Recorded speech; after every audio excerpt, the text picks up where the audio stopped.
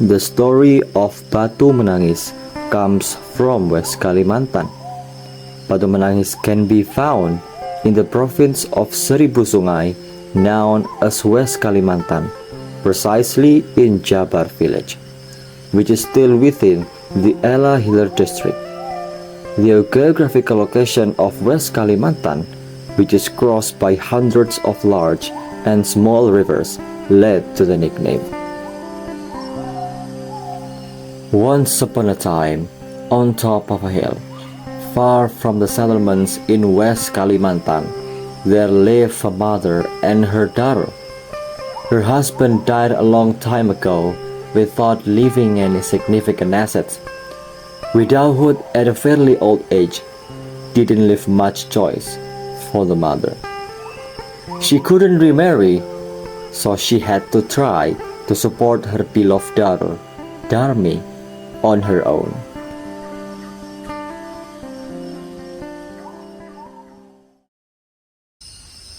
Every day, she worked hard, taking care of the vegetable garden since early morning, planting seeds, watering, fertilizing, weeding, harvesting, and selling the harvest to the market. Not to mention taking care of a young child, as well as looking for firewood for cooking. The mother's skin, which was originally fair, gradually darkened due to sun exposure. She lost weight and had no time to take care of herself. The mother's hope was that Darmi could live a happy life, unlike herself. So Darmi was spoiled and full of love.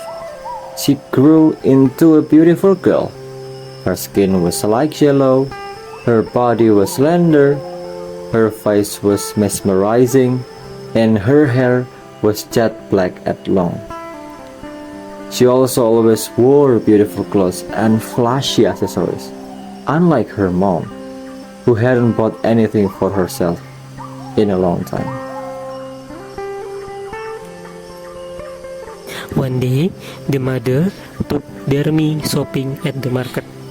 The distance of the market from their house was very far. To get to the market, they have to walk, which made her daughter tired. However, Darmi walked in front of her mother and wore very nice clothes. Everyone who saw her was immediately fascinated and admired her beauty, while her mother walked behind carrying a shopping basket, dressed very dirty like a maid.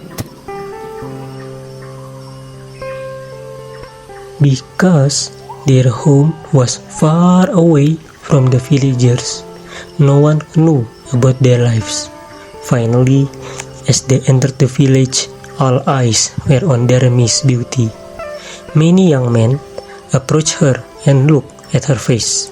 However, the villagers were also very curious about who the old woman behind her was. Hey pretty girl, who is the old woman behind you? Is she your mother? Of course not. She's just a maid. Along the way, every time they met the villagers, they were asked the same question. However, she kept replying that her mother was her maid. Her own mother was treated as a maid. At first, the mother could still hold back every time she heard the answer from her own biological daughter. However, hearing it repeatedly and the answer being very painful to her heart, suddenly she stopped and sat on the side of the road while shedding tears. Mom, why did you stop in the middle of the road? Let's continue our journey. Darmi asked several times. However, her mother did not answer at all. Instead, she threw her hands up and prayed. Seeing the strange thing her mother was doing, Darmi felt confused. What are you doing now? The mother still did not answer, and she continued her prayer to punish her own daughter. Oh God, Forgive this weak servant. Forgive me for not being able to educate my own daughter, that she becomes a disobedient child. Honestly, disobedient child. Suddenly, the sky became cloudy and dark. Lightning began to strike, and rain fell. Slowly, Darmi's body turned to a stone. Her legs began to turn to stone, and it had already reached half of her body. She cried for mercy from her mother. She was terrified. Darmi kept crying and pleading. However, it was too late. The punishment was unavoidable. Her whole body slowly turned into stone. The disobedient girl only cried and cried, regretting her actions. Before her head became snow, the mother still saw her tears coming up. Everyone who was there witnessed the event.